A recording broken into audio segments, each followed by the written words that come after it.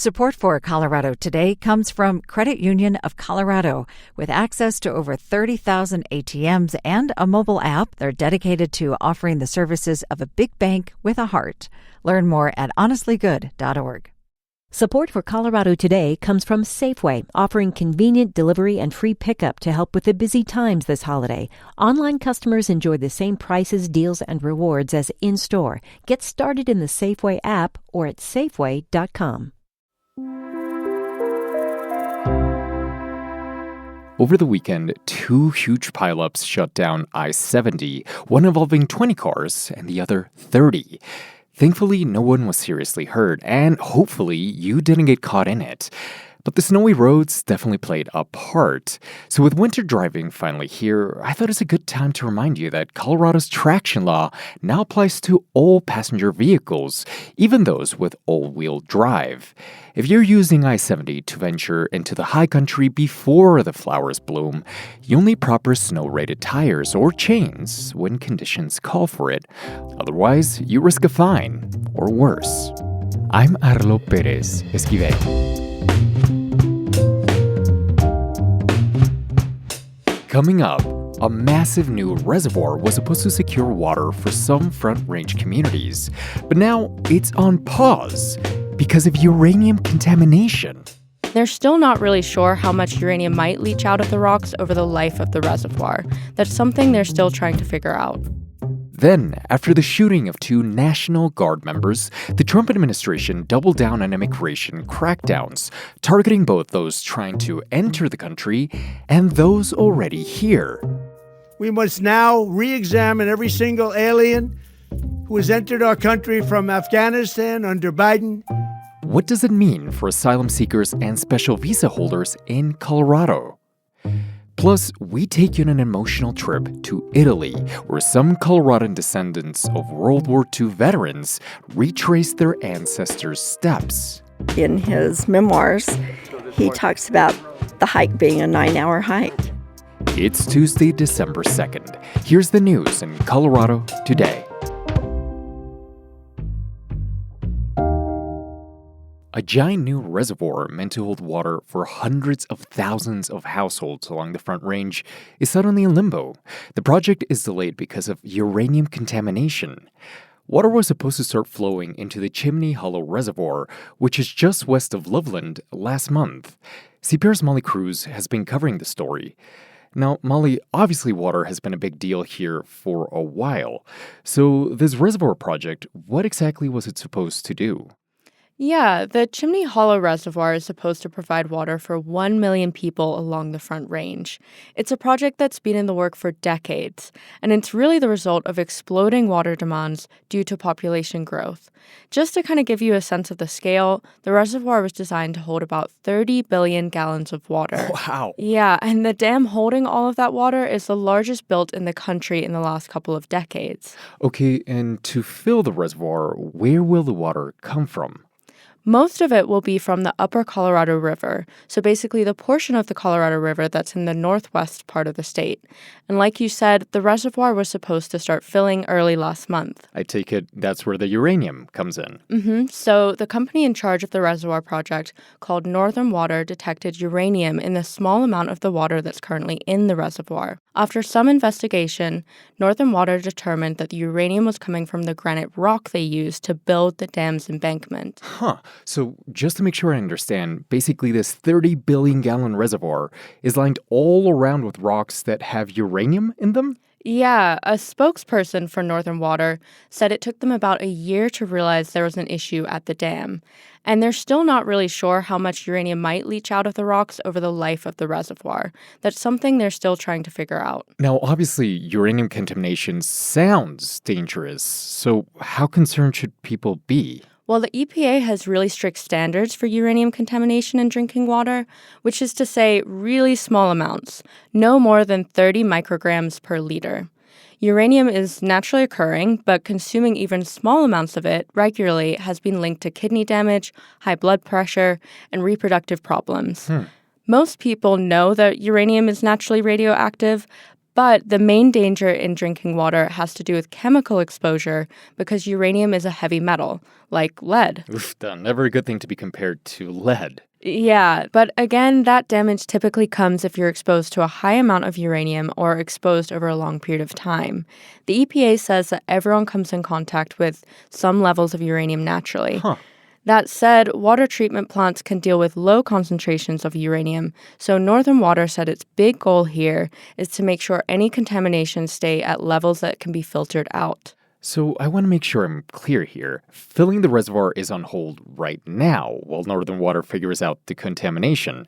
But long term, they still expect it to come online, right? So how long will it be delayed? Yeah, this is a $600 million reservoir, so they're definitely not walking away from it. Yeah, I bet. In fact, they're still planning to open next year, at least partially, and they emphasize that uranium contamination won't make it to the communities who eventually drink the water from this reservoir. But they're definitely going to have to sort all of this out first. Yeah, I'm looking forward to seeing what they do. CPR's Molly Cruz, thank you. Thanks, Arlo. The lives of more than 3,000 Colorado immigrants are now up in the air. We must now re-examine every single alien who has entered our country from Afghanistan under Biden. And we must President make Trump all ordered the necessary- federal government to freeze a visa program for Afghans who work with the U.S. government after 2 members of the National Guard were shot in D.C. last week. On top of that, the U.S. Citizenship and Immigration Services said that the agency will halt, quote, all asylum decisions until we can ensure that every alien is vetted and screened to the maximum degree possible. They're claiming to look for people with possible terrorism ties or national security threats that somehow sort of slipped through the Biden vetting process, which I think realistically could be 1 in a million.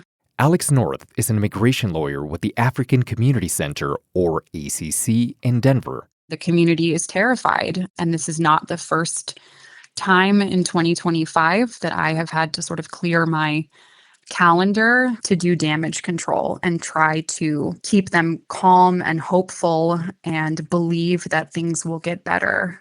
Earlier this year, President Trump imposed a travel ban on Afghanistan, but still allowed the government to process special immigrant visas for Afghan nationals. That was one pathway towards citizenship for the roughly 200,000 Afghans who resettled in the U.S. under President Biden. But the future is now tenuous for the 3,700 who came to Colorado.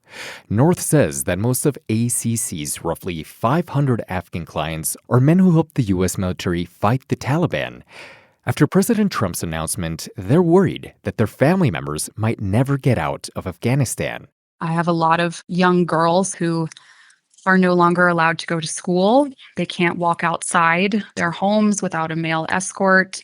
North said that her Afghan clients are vetted when they enter the U.S. on parole, and then again when they apply for asylum, and then once more when they apply for their green cards. In her mind, the Afghan refugees who came to Colorado have a clear-cut legal basis for staying in the country.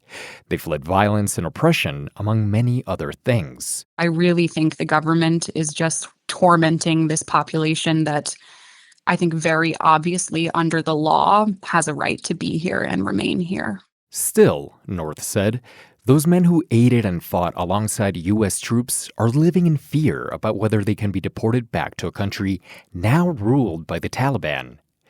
It's been a difficult year for people looking to restart their lives in the U.S. New restrictions on food assistance and Medicaid in this summer's federal spending bill, known as the One Big Beautiful Bill, have hit Afghans with special immigrant visas and asylum cases especially hard. North said it's made them feel unwelcome in this country, and she's having more conversations with people who regret coming here altogether. My Afghan clients who are suicidal now, and a lot of that is a feeling like they sacrificed for our country with the promise that at the very least they would able to be safe and secure here and be reunited with their families. I have probably weekly conversations with my clients trying to convince them not to give up and just to go back.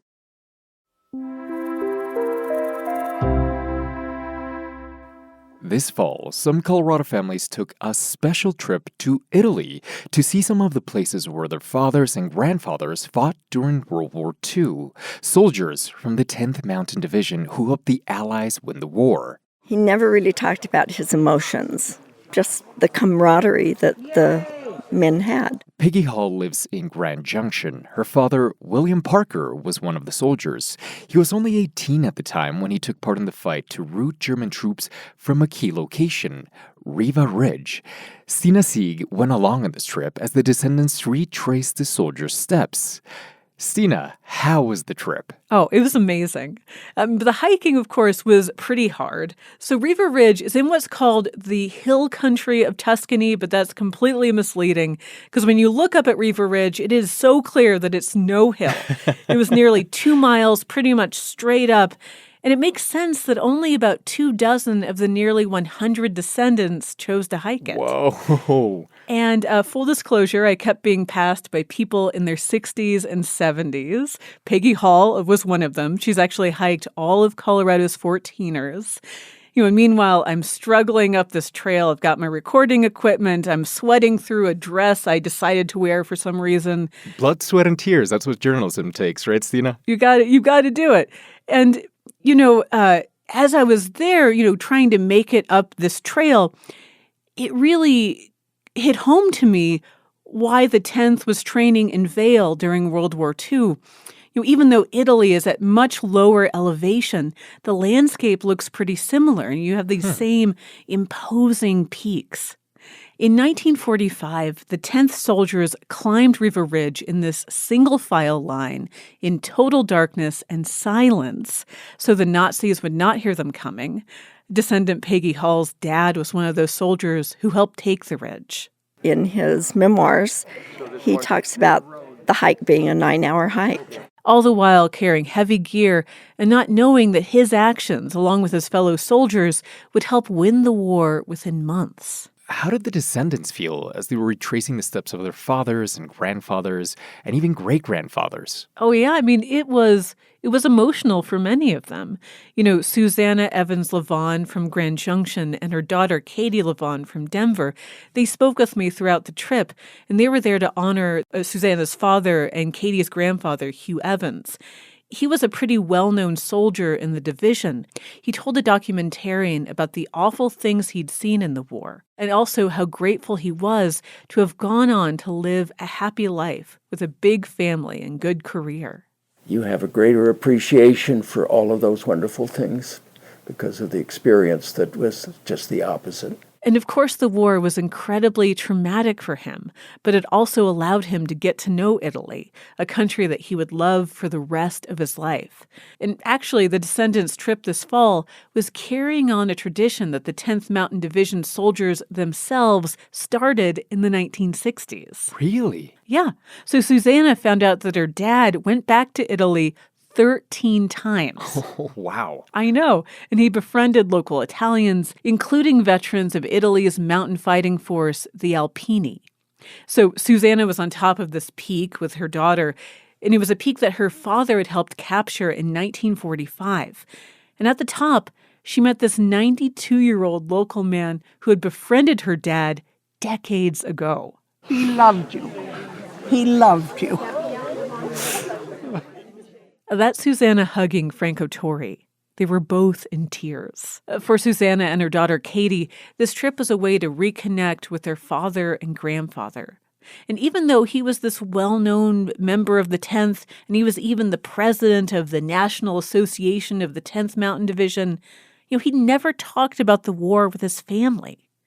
At the group's farewell dinner, Katie told fellow descendants how much it meant to reconnect with her grandfather through this trip. Meeting people that still remember him after all this time and being able to share that with my family has been life-changing. So, thank you.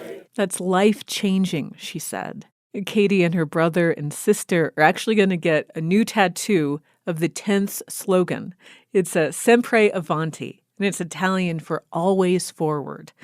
It's also the last line of her grandpa's obituary. And I really think that this showcases how this group of veterans and descendants, how they choose to remember the joy and friendship they found in Italy. instead of the trauma of war. Stina, such a moving story. Thank you so much. Thanks, Arlo.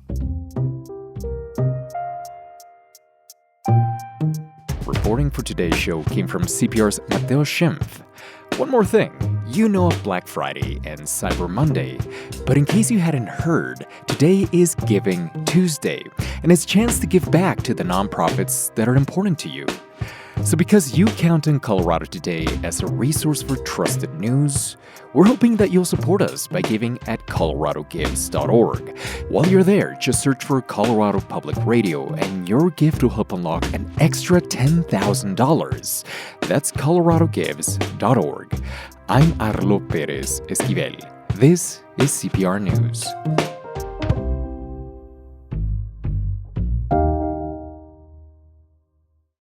Support for Colorado Today comes from Credit Union of Colorado. With access to over 30,000 ATMs and a mobile app, they're dedicated to offering the services of a big bank with a heart. Learn more at honestlygood.org.